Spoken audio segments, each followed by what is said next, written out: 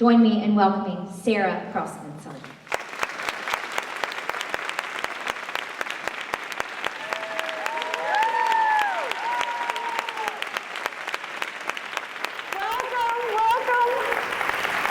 So glad that you're here. I want to take a moment, right? Like, this wasn't just what I did. You people are here because you loved on me, and we did this. So thank you. Thank you.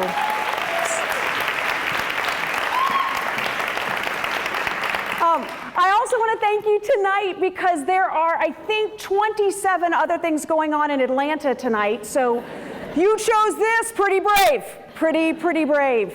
But let's have some fun tonight. Let's relax. I am an attorney. That means I am used to people shouting out, I object. So be in this. Let's be in this time together, because I want you to know tonight, it is a wonderful, glorious thing to realize that we are all beautifully broken and astoundingly whole. Now, in that amazing introduction and very kind and generous introduction, Elizabeth didn't mention my family. So let's give you a little bit of background and start there.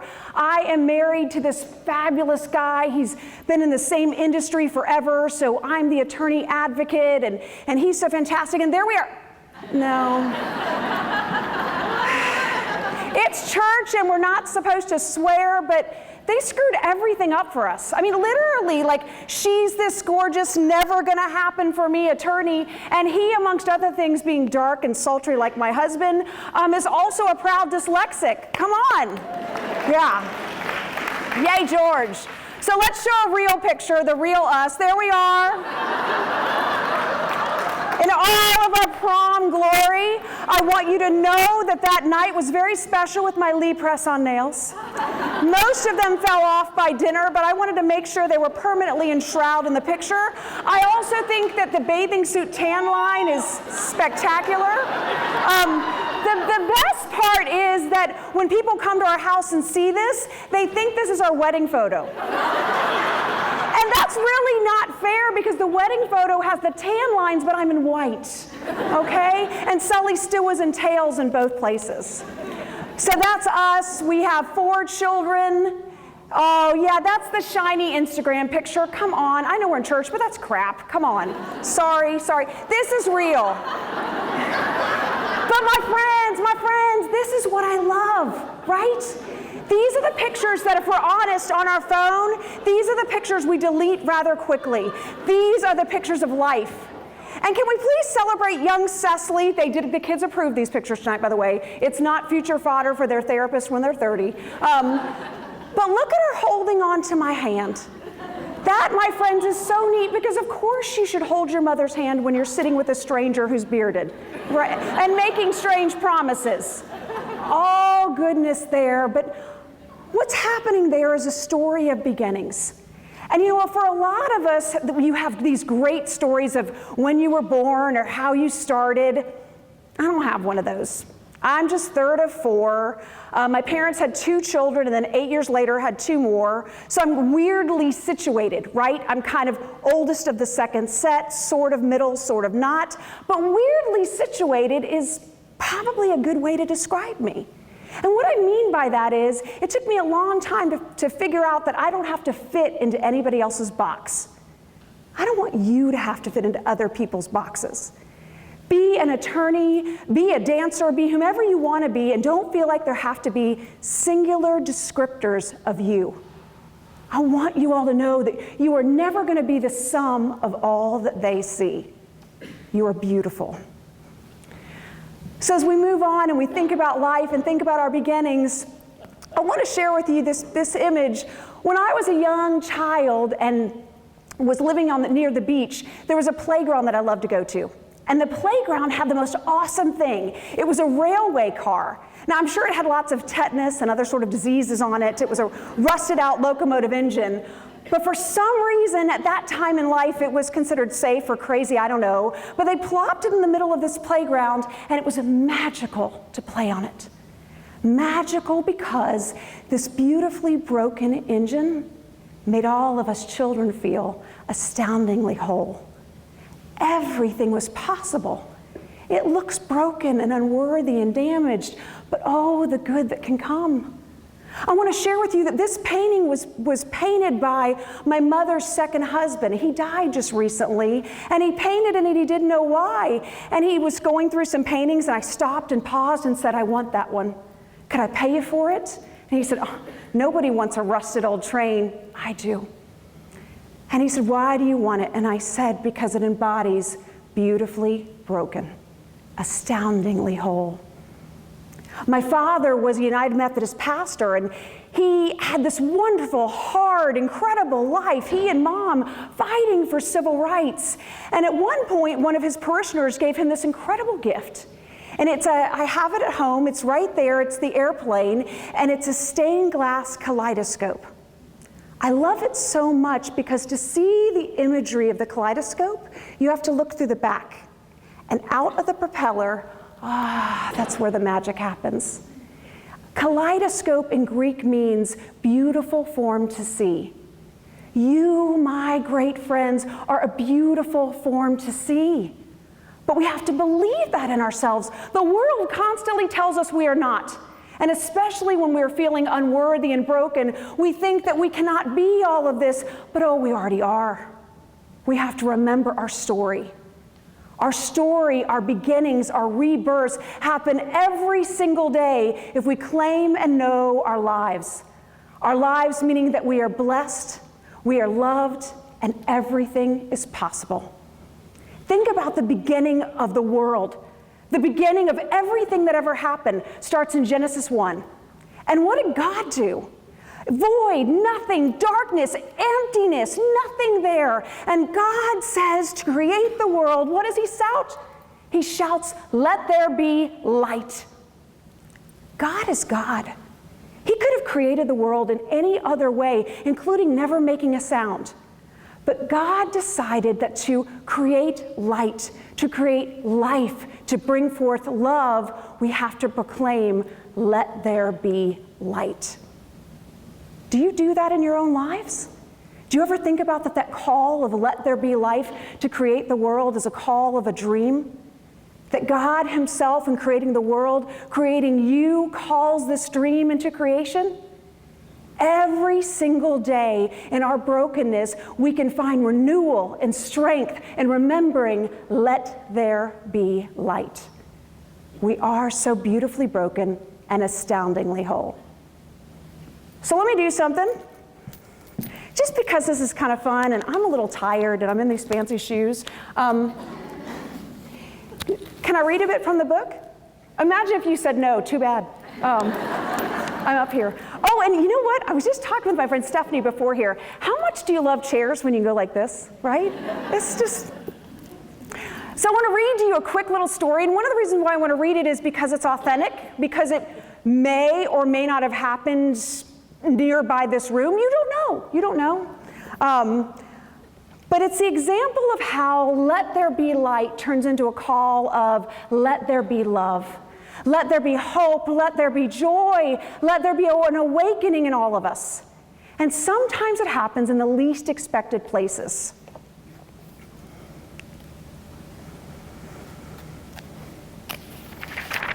Oh, there it is. This is in a section called Our Call for Companionship. And I wrote a whole, abundant, thriving community. Because you know, we thrive in community. Community, my friends, and whatever our problems are in this world, community is always the answer. And I say in Our Call for Companionship, a whole, abundant, thriving community has three things. It hears you, it needs you, and it carries you. And this is a story about how community hears you. Some religious organizations have annual celebrations to impart blessings on animals. Again, we don't know where this happened. You can carry your animal, dogs, cats, birds, geckos, bunnies, snakes, which is not likely preferred or recommended to be seated next to said bunny, down the church aisle and receive a prayer. Many enjoy this ritual. I avoided it for years. But alas, as my kids grew older and wiser, they begged to bring our Great Dane and Black Lab to the service. Yeah. They're rescue dogs, really not well behaved, but alas. Our Great Dane refused to get into the car, and so we headed off with only Reagan Batman Sullivan. Really, what else would you call a black lab? We walked in, all 4 kids and 1 dog in tow, and the kids begged for front row seating. I soon learned that it is easy to find frustration in a short fuse in a long church pew. You ever find frustration in a crowded pew? Do you ever find loneliness in a crowded pew? I think we miss all the time that in places where we think we're supposed to find the most restoration, they can sometimes be the most breaking places. And until we admit that, until we acknowledge that, we struggle with our wholeness. It doesn't mean we shouldn't keep coming. It doesn't mean we shouldn't keep working on loving each other. Of course we should, because we're imperfect people. But I know tonight, in all this love and all that's happening here, there is some loneliness and hurt. And I want you to know I see you. Back to the dogs. Reagan Batman charged after several curious preachers. He wanted to lick or sniff every animal headed up for a blessing. I thought the prayer service would be an in and out process and didn't realize that there was also hymn singing and a short message. Barking, crying, pee, and other fluids puddling on floors and soaking hand-stitched cushions. My kids loved it. My husband laughed. He patted my back, knowing I did not want one more wet nose or butt stuck in my face.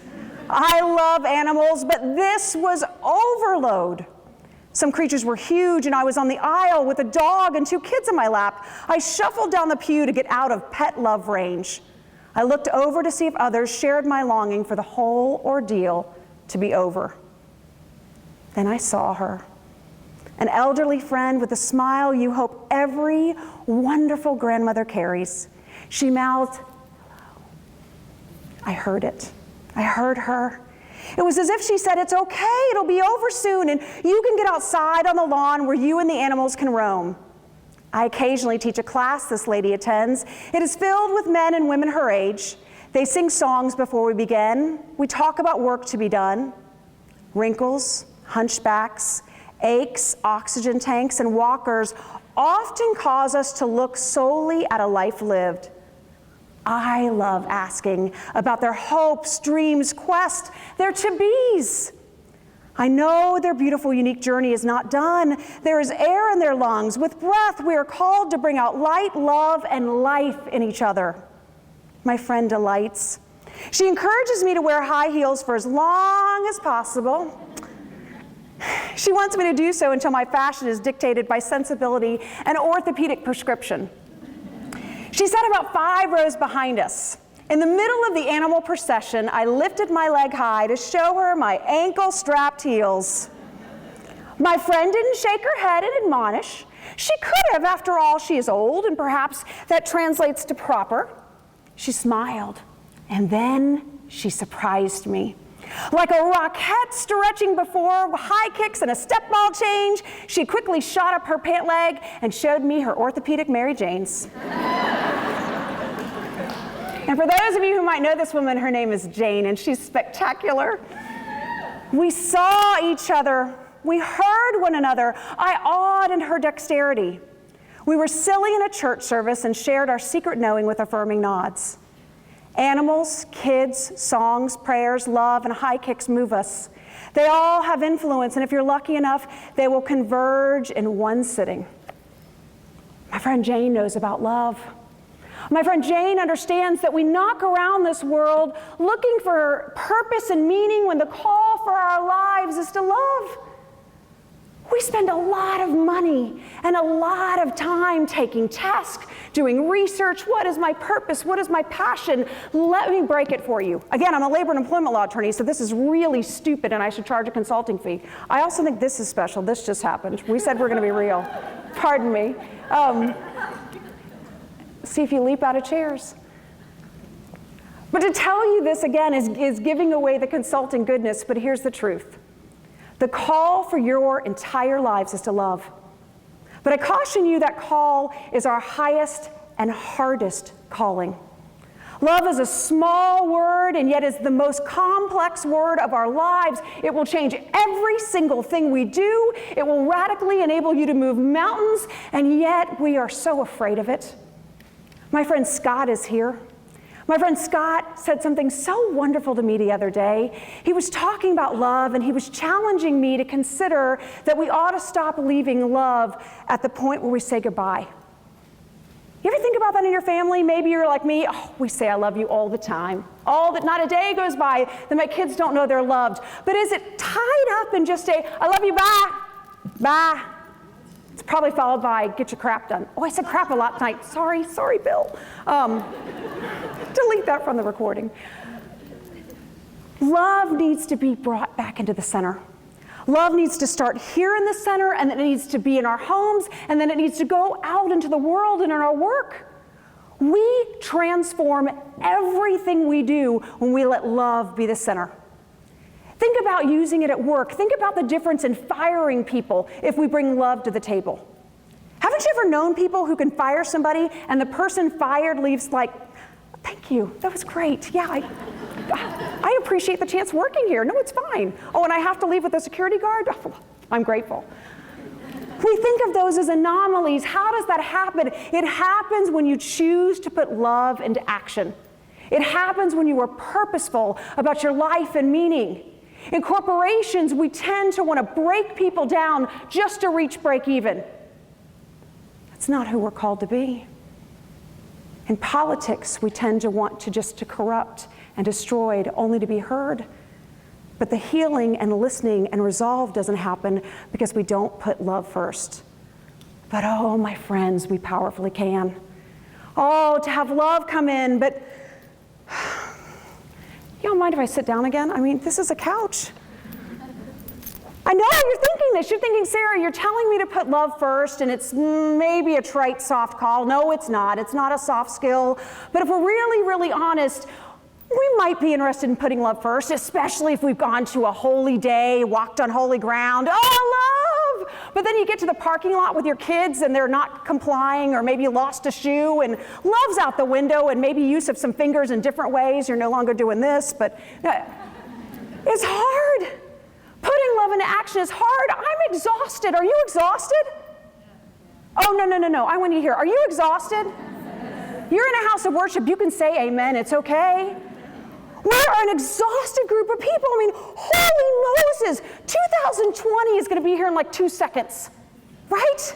I don't even know what we're calling the 2010s. Does anybody figure that out? And now 2020 is coming. I don't even know where my resolutions were for 2019. I don't have a Tesla. I don't have an iPhone 11. I'm so tired. And if I'm honest too, I'm worried. I'm worried not only about what is to come, but maybe what I haven't done. You get into your 40s and it's supposed to be this time of knowing everything and you're exuding confidence, it's all great, and then 50 is coming close and then, oh, the stuff I haven't done. But love is here. Love is to remind you that it's never too late. Do you hear me? We are not going to be people who are rattled by the tyranny of two. You are not too old, it is not too late, you are not too much. We are magnificently and wonderfully able. But we've got to give ourselves some gifts. One of the things that can rattle me when I'm tired and I can't sleep, and maybe or maybe not have had some caffeine before I've gone to bed and then wondering why I'm up and frazzled. But as I'm lying there scrolling through feeds and thinking it's good, but it's not, they'll have these tests you can take. You ever do that? Right? The tests you can take of, oh, do this, oh my gosh. And the tests you can take recently when I was up, one of them was, if you can find the camel, you're not likely to have Alzheimer's. Okay, I spent like 20 minutes, where the heck is the camel? And I knew because I couldn't find it, like Alzheimer's is coming tomorrow. Plus I had the diet soda with me, so I'm just ingesting all the Alzheimer's I possibly can. And before I know it, there's another test and it's a word find. Oh, that's great. And the word find says, the first 3 words define your life. I'm in so much trouble, right? I'm sure other people found beauty and grace. Mine was like trash and nuts. I don't understand. But we let those tests of life define us. In fact, I know there are some young people here tonight, and I want you to really, really hear me on this. There is no test you are ever going to take that will define you. Did you hear that? There is no test, young people, adults, any one of us, that is ever going to define you. It may pivot life a little bit. It may cause you to do some interesting things or things you didn't expect, but you have not, or rather got to stop letting that stuff define you. We talk about the resiliency of children, but my friends, they are only resilient to a point. We talk about the stress in their lives, but I wonder about the stress we put on them and we put on ourselves. Again, those things we scroll through and read, they can get messy. You know, you read those articles, like if you do these 62 things, you'll have a successful child. We just sent our first to college, like I'm just hosed again. Like, what 62 things do I need to do for success, and who defines success? Flip those the next time. Meaning the next time you see a list that tells you what a child needs to thrive and be successful, I'd like you to take a couple of those and apply them to yourself. One of the things I'd like you to do is, you know what they always say for children, 0 to 5, what's the key indicator for success? 2 things. Number 1, a loving home. They have someone who loves them. Provide that for yourself. Get that for yourself. Be in community. The second thing, 0 to 5, read aloud to them. My friends, what are you reading aloud to yourself every day? What are you saying to yourself every day? Just yesterday, I came here to see Setup, and of course, I was really relaxed. It was fine. No, I don't smoke. But I came in, and it was set up for a movie set, so I was like, do they know I'm coming? What's going on? But I was really relaxed, but I was so fascinated because they had what felt like 100 mirrors with makeup lights on them, right? And so that meant all these people, possibly extras, are coming in to put on their makeup to get ready. And what was left up for them, and I don't know if anybody saw it, but it was so curious to me, was a sign up here that said, pray. Pray. What a powerful thing when you're sitting in front of a mirror looking at yourself. What do you say aloud, my friends? Do you remind yourself every day that I am beautiful and strong and ready? I mean, we love seeing those little kids. There's a kid that broke the internet along with Jennifer Aniston, walking to school at 3 years old, talking about everything he can do. We have got to gird ourselves up with the same thing. Another thing we have to stop doing is wasting walls. What do I mean by that? Well, most recently, again, being my age, it's quite enjoyable to go to the doctor and get some interesting exams. Yeah, they're checking this out. I'm a woman, they have this, so we can handle that. And so what they do is they tell you to put on a robe, to completely disrobe, get naked, put on a robe, and what's the next line? The doctor will be here shortly, right? And they etch out, the doctor will be here shortly. Is the doctor ever there quick, right?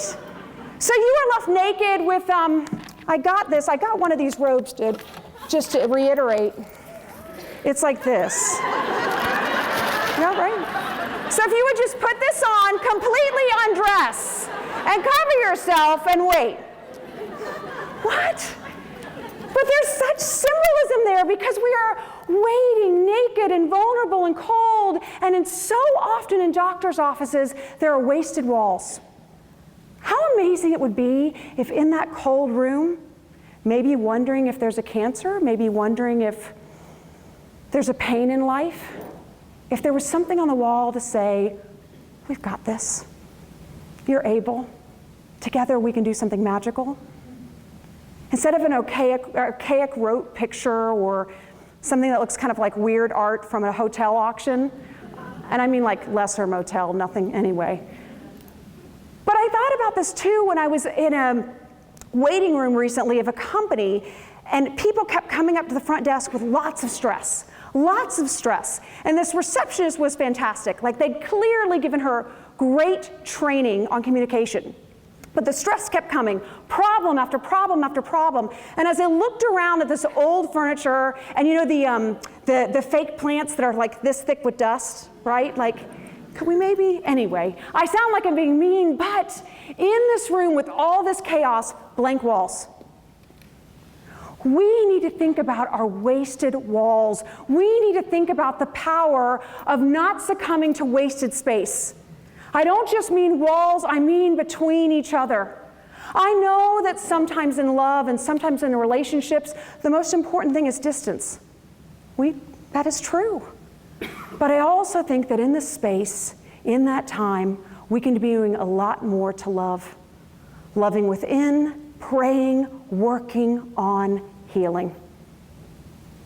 I have a friend named Zernona Clayton. She lives here in town. She would not describe herself this way, but I would. She was Oprah before Oprah. Media giant, amazing woman. I'm not gonna say her age, but she's, Jimmy Carter kind of here. You got it. I didn't say her age. Or around there. But she is an amazing light in this world and has done so much. But one of the things she did that hardly anybody knows about, it seems in this day and age, is Zernona Clayton knew Dr. King, knew Coretta Scott King, worked in civil rights, leader, community activist, and she befriended a member of the Ku Klux Klan. Not just a member, a leader in that evil, evil faction. Think about that back then, think about today, to know that person, to know that evil, and what you could rage and think horrible things about. Do you know what my friend Zernona did? She met him for lunch, often, regularly. She heard a lot of garbage, she heard a lot of hurt, but after some time, he softened. And this man who was a part of an evil, gross, awful, monstrous group renounced them. And when Dr. King was assassinated, I learned from Zernona recently that that man was a part of healing in this community. That man was a part of stopping some riots. Years later, his daughter came to meet Zernona in her office, and all they did was hold each other and hug.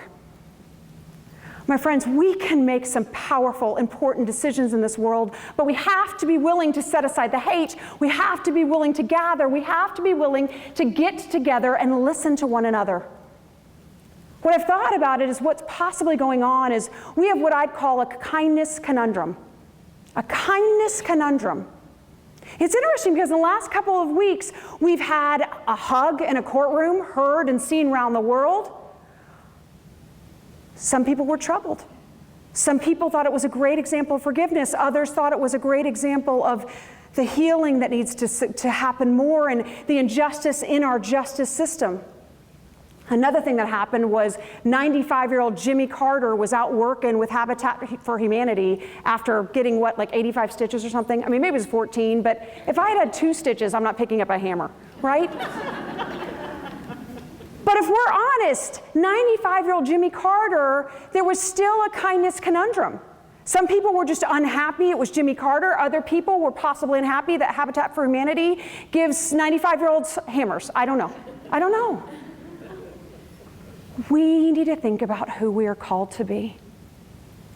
Just today, we learned that Representative Elijah Cummings passed. Now, I'm going to mention this to you, and I am not picking any sort of political side. The sides don't matter. What we learned from Elijah Cummings very recently in a contentious, heated debate recorded in our United States Congress was Elijah Cummings, a Democrat, Mark Meadows, a Republican, poured out their love for each other with the cameras on. Today in the United States Capitol, there are members of our legislative body crying so hard from both sides of the aisle because this light is gone. They're not talking about the politics today. They're only talking about the pain. My hope is tomorrow we continue to talk about the love. We don't have to hate to get our point across. We don't have to scream and shout obscenities to proclaim who we are and all that we believe. But we do it so readily when social media is in our hands. We do it so readily because it's exactly what is shown on all of those Real Housewives, Real whomever shows, right? Ply with alcohol, get really, really angry, and let each other have it. That's how we're supposed to live. But here's what I know, that's not who we are. We've talked a lot lately in the last couple of years about how maybe immediately post 9/11 was an anomaly. I know it wasn't an anomaly. I know every single day that you lights in this room light the world. But what I want you to remember is you don't have this burden to have to literally light the world every day. You just need to light that team member who's right in front of you. Who is that team member? Maybe it's that colleague, maybe it's that person in your office who drives you absolutely nuts. Love them more. figure out how to pour love on them, figure out how to get some more training to get them to be better and you to perform better. Maybe it's that barista at a certain coffee company that doesn't know your name, right? Apparently my phone doesn't know my name, by the way. I don't know why today I was typing my name somewhat to other people. Speaking in third person like Solomon Grundy, I don't know. But my own phone defaults to misspelling my name. That's a pretty big feeling of unworthiness. But we can do better. We can do so much better. But we've got to know and believe our light. My dad and mom fell in love a long time ago. You're going to make me do math, and that's not going to happen. But they got married in 1960. They dated for maybe 9 months or a year, but before that. But they met at a dance in a United Methodist church basement. And what I love about the story is they met at this dance, and yes, so apparently Footloose is not true for all religious organizations. But they met at this dance, and Dad is immediately enamored, and he comes up to her and says, "You want to dance?" And she says, "No." And he says, "Can I walk you home?" And she says, I like that story. I like that their beginning, their let there be light took some time. Their let there be light, their moment of love happened a few dates in. And my father always described it like this. They went to this jazz club. He was sitting next to this woman, just so enamored, just so knowing, and she didn't know. But then they held hands. And for my whole life, my father would talk about this way that they held hands. He could never repeat it again. But the way they held hands that night, he didn't describe it as magic. He described it as light. Everything changed with that light. Everything changes with your light when you let it in. But we sometimes do a woefully poor job of letting the light in. I'll let you in a little secret. I didn't plan on telling this, but when you get to the chapter on hope in my book, and I tell you that hope literally resides next door, she's here in the front row, right? My hope, my hope, my hope. My hope is next door in my life and my love, and when I have these really struggling moments as a parent or do something dumb, it is amazing to go next door and have her say, "It's your first time. We got this. We got this." People of light, people of love, are people who tell you and remind you, we got this, whatever this may be. So I want to ask you as you go home tonight, think of the people in your life who tell you, we've got this. Who are you telling, we've got this, we can do this?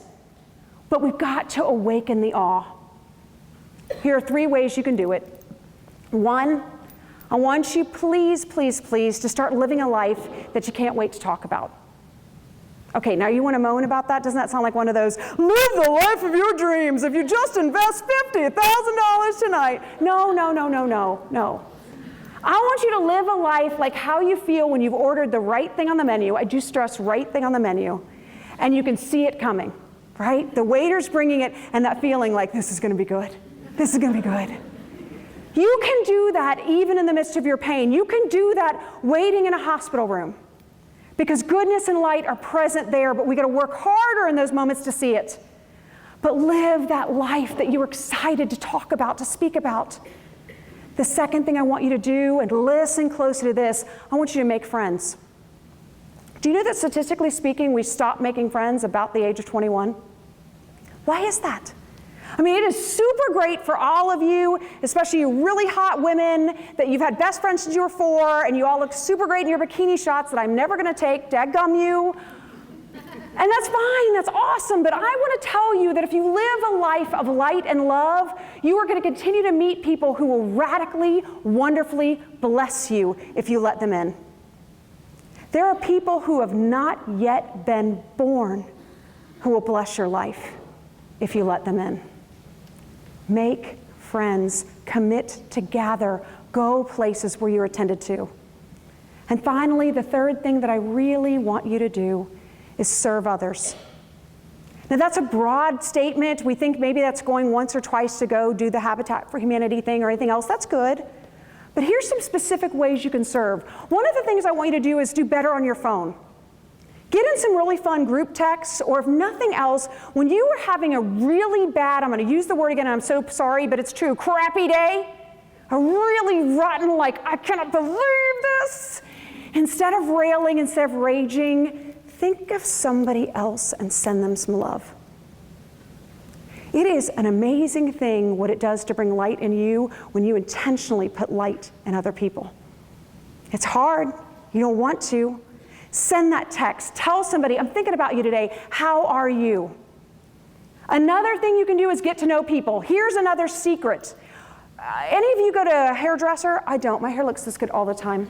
There is a thing as a labor employment law attorney that really, really bothers me. And I don't know if you know this, but at most hairdressing places, the person doing your hair is not called by their real name.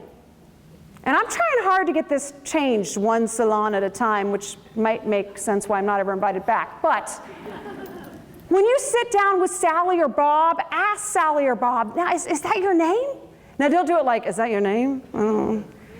Ask them their name, who they are, and the next time you come in, call them by their name. Don't we feel good when somebody calls us by our name? The other thing I want you to do is work on making corrections, work on making changes with a love-driven leadership mindset. It's not easy, but we can do it, and one of the ways we do it is when we determine and realize our worthiness. So let me close with this, one of my favorite stories, and it's from Maya Angelou. Maya Angelou was interviewed by the Smithsonian not long before she died. Maya Angelou, you know, the prolific writer, amazing writer, who, by the way, didn't become really known until she was in her 40s. Yes, we need that, right? Maya Angelou said to this reporter, I had 2 liberating moments in my life, 2 of them. The first one was realizing I'm going to die. Okay, that's interesting. She said that was liberating because for the first time she realized, okay, that's a certainty. My choice in life is to choose to live.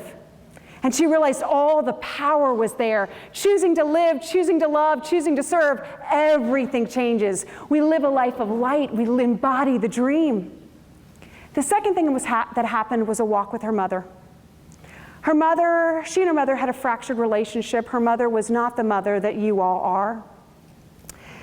But once a month, she would meet with her mother, and her mother was really tiny, like 5'3" or something, and she was 6 feet tall. What it'll be like is when Dana and I are together. You know, it's like this odd before and after picture. That's the Q&A person later. She's hot and really smart, so just get ready.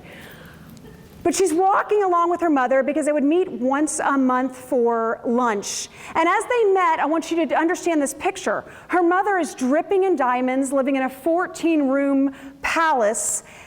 And Maya, at this point in her life, is barely hanging on, barely has a child she can feed. And she's walking along with her mother, and what do we know in that moment? Maya is not feeling loved, is not feeling worthy.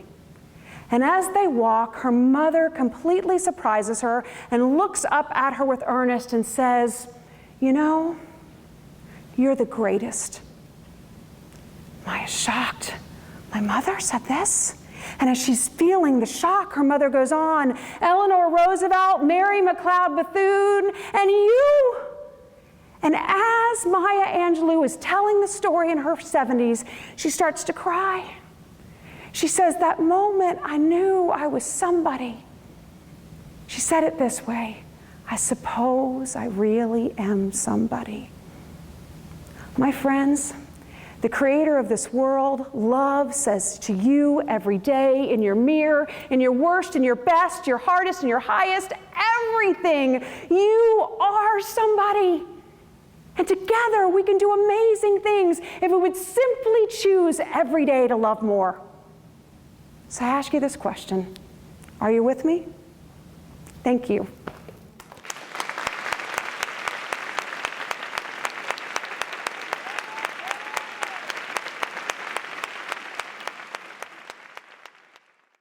I met Sarah, and the first thing I thought was, since we're being completely honest, is she for real? No lie, because it was this light. It was like, if I could just get closer to her, maybe my light would like come back on. And everybody I talked to about Sarah says the same thing. And of course I thought it was just me, and it was this special connection we had, and realized that's who she is.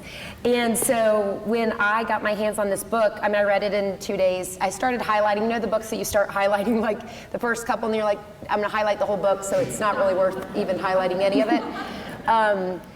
But it's Sarah, and who you are is the person you do. You ignite that light back. And I was just so confused because I had just been pouring out, and I was just like laying on the sofa, like how do I make my life come back? And you did that for me, and I know you do that for so many, and I think that's what's so cool about this. So let's get into it. I have a couple questions for you. Okay. Oh my gosh, it really is highlighted. Like it's got a heart on it. It's got a highlight. Like. It also says, what the heck? I don't know what that's going to be about. But. Yeah, no, it's like, this is so good. So let's talk a minute about dreaming. All right. You know, on your book, you write, are you conscious but asleep? For sleeping through life helps guard us from pain, but it also prevents us from soul-filling love and living a whole life. It's time to come alive, awaken your dreams. And I love that. So, you know, when I watched this dream come alive, you know, we were walking in Chastain and you're like, I'm writing a book, and here it is. I mean, what's your advice for other people that kind of have that dream, that gift, those words they want to put into the world and maybe haven't launched it yet? Well, of course I want to start by telling them to do it. Launch the dream, believe in yourself. Again, going back to it's not too late. But as I say that, I want to tell you that it's going to be hard. It's going to be messy, it's going to be untidy, and that is completely normal and okay. We have this constant bombardment of false perfection. Everything seems to be so easy. You start the company, you launch the book, you create the thing, paint the painting, and it all comes together. Does life ever really work that way? No. Overnight success is a complete illusion, and that's totally fine. I also think it's important in our dreams to realize that you may fall down some. In fact, you probably will, and that's okay. The difference is truly figuring out what you need to recharge and rise. Yeah. Well, and that kind of leads me to my next question. So you talk about, you know, love conquers the epidemic of empty, and I think there's probably no one in this room that hasn't felt that empty. You know, you've just laid it all on the table. You're tired. You can't really find that energy to do something as big as accomplish a dream or, you know, write a book or do that thing you're trying to accomplish. And I have a question, but I'm going to first read what you wrote. We suffer from an epidemic of empty. We amass things, post perfected pictures, stay busy, improve technology, buy it, and remain unfulfilled. We wonder, how do I have all of this and nothing to show for my life? How am I 20 or 30 or 40 or 65 and missing meaning? Why am I? Why can't I? When will I? Not happy, not depressed, simply empty. And I think that's a feeling a lot of people go through. And, you know, from you is the first thing, you know, first question I wanted to ever ask when I met you was, you know, how do you fill up? You know, how do you know, what you kind of say is, what well do you draw from? Give us some Sarah's secrets, please. The first secret is that I still in my life inadvertently go to a lot of dry wells. And sometimes, if I'm honest, they're people, right? Like people that I want to love on, situations that I think are going to get better, and I keep going back and what am I doing, right? Like life is so precious. Why am I so knotted up in that when all this love is shining over here? Yeah. But we get fixated on the little thing, like the cat who's following the light. I think sometimes the cat following the light is us following the negativity, wanting to change that one thing. Yeah. And we have a false perception of what's going to fill us.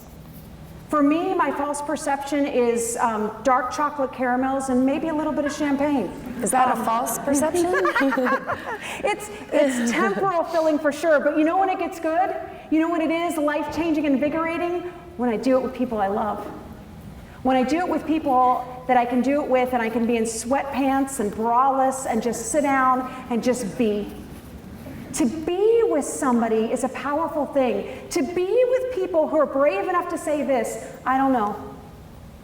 I tell people often before they take the witness stand, when you get up there, you're going to be nervous and you're going to want to answer every question, even if you don't know the answer. But I need you to know a powerful, true response is, I don't know. It makes me think of Coldplay, Chris Martin. You know, he had that song, and it was all yellow. Wait, can I keep singing? No, I'm just kidding. Yeah. That's all I'll do. Here, this will be more dramatic if you want to. But remember that song? I love that song. And one time Chris Martin was asked, why did you write that song? What was the inspiration for it? It was all yellow. And he said, I don't know.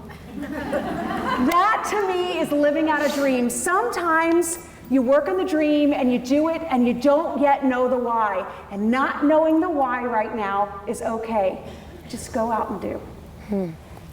I love that. It kind of keeps you, we can come up with a million excuses why not to do something, right? Yeah. And that keeps you going. We talked a little bit about the idea of social media right now and posting perfection, and how it can be a very positive or negative place. I mean, there's toxicness out there. And I think, what's your perspective on how we can kind of turn that tide into more of a compassion and empathy place, or can we? I think we absolutely can. I think we see it happening. One way is to speak your truth, but to speak your truth in love. Did you hear that twist? Speak your truth, but speak your truth in love and with love. I can get righteous. I can have righteous indignation, but that's very different than living in light and love and faith. So when we put out those words and want to make change, who is the audience? Who are we really speaking to? What do we really want the outcome to be? Yeah. I think if we're honest, sometimes we just want to rage and rant as opposed to work on some healing. Additionally, and I'm not saying you have to start taking pictures without makeup on or unshaven or maybe be like my dad, right? My dad, for all of his life, including when he got really gray, had a handlebar mustache, was really proud of it. Like, I don't know how he pulled that off forever, but no, maybe those pictures shouldn't be out everywhere. No, it's kind of on trend now. And he is well Millennials ahead are of his bringing it time. back. They're bringing back the stash. But I want you to think about not being so polished and thinking that that's what has to be out there to exude joy. For women especially, I'd like you to hold on your phone, have pictures taken, and wait a day before you delete one. You hear that? We are really, really quick. Oh, let's take a picture of us. Oh, no, delete that. Oh. Wait. Especially the ones with your kids where you think you look awful or disrobed or something's hanging out. Some of your most favorite pictures in the world years from now are going to be the ones that you thought were pretty blah today. Yeah. We just got to love each other more. And I think love ourselves more and not get so bogged down by somebody else's perfection or perceived perfection. Well, and I think, I love that, and I think a lot about, the next generation, and I love that you're thinking about how to pour love into other people so that they can become the best leaders and versions of themselves. And something that's important right now is the idea of, women and all people, but using your voice. And I think that that's where, posting your voice is so powerful, but to do it with love is in a very different way than just posting your voice to have a voice in something. And I think that I love that message. Well, let me say something about you because it will speak to them. This is about you, Sarah. Come You're not going to do on. that. But regarding post, for those of you that are CEOs out there, I want you to really think about what you put out. Is every post about yourself? Is every single post a self-congratulation? Now, some of that needs to happen, and we want to cheer for you. But if you're a CEO and everything about your life is about you, that's not doing it. That's not love-driven leadership. That's not going to make your employees better. You do a phenomenal job of celebrating the people you work with, celebrating people that you partner with, celebrating people who open your car door. Thank you. That is life-changing. And that's how we should be treating people. Well, you learn that lesson when you don't do that right. And I think there was a time I was not doing that right because it's easy to get in your own groove and realize how busy you are and not look around and realize you'd be doing none of this without the people around you, right? Yeah. And you talked about love-driven leadership, and I think that is so powerful to me. I mean, I read that part over and over because leadership is such a responsibility. It's harder than you think it's going to be. And being a leader isn't being a CEO. It's being a mom, it's being a friend, it's being the person to go to in scenarios, it's being somebody on the board at your school that people care about. And so, doing that with love, like I'm more of like a train just going really fast through and forgetting, to show the love. So talk to me a little bit, because you talk about a love-driven leadership movement. Tell us a little bit what that means to you, and kind of the hardest part of that, and maybe the best part. Give us all the... I think the best part is that when you're a love-driven leader, you don't get caught in what I describe as the Castle Conundrum. And what that means is, oftentimes what happens to leaders, and sometimes when I'm brought into companies, the leader was really great, elevated, becomes in this big role, they get to the role, and then they're not so great. And study after study shows that happens a lot. We become kind of jerks when we get power. That happens to 3-year-olds, it happens to 30-year-olds, it happens to 70-year-olds. It can happen to any one of us, right? We struggle, we scrap, we do whatever, and we forget what it takes to get there. Love-driven leadership calls us to remind ourselves every day to remember how and why we got there. What is our purpose? What is our plan? Our purpose is to love. Our plan is to, of course, increase revenues, to get our kids educated, to love them, to put them out into the world, but none of that happens well without love. And I'm going to hate to do this, but I think it's time to go. We got to wrap this up. Let's do it. All right, so what do you want us to kind of know about your book and what this means to you? Tell us something, Sarah, as we sit up here with all of these people that, they care and they can't wait to read it. What does it mean to you to put this all into one place? Why did you write this?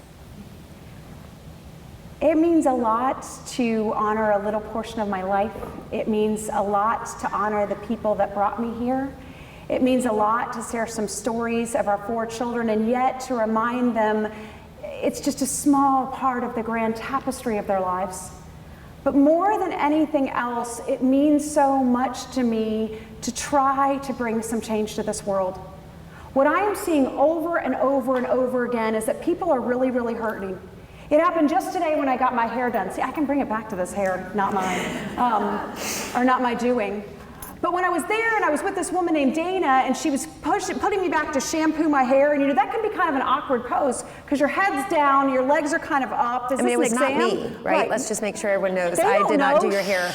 But you're in this pose, and she said to me, just relax. And then she put her hands on my shoulders, and then she cradled my head. And she said something else. Relax, I've got you. All of a sudden, everything in thinking about tonight, the book, everything else just left me. And I remembered so long ago my father talking about when his dad died, and he loved his dad so much. His dad really wasn't around very much, complicated relationship. But he got the word that his dad died, and here he is with my mom, and they have little kids, and he's just aching from the call. And he remembers in that ache, my mother said nothing. She just came and put her hands on his shoulders. Relax. We've got this. We can do this together. My hope and prayer is that this book in some little way sparks that in all of you, and maybe, just maybe, into this world if we do it together. Thank you, Sarah. Can we all give Sarah a round of applause?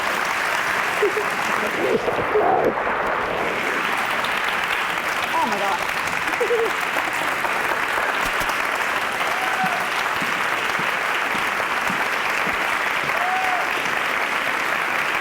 Thank you all. Thank you so much for everything. Thank you for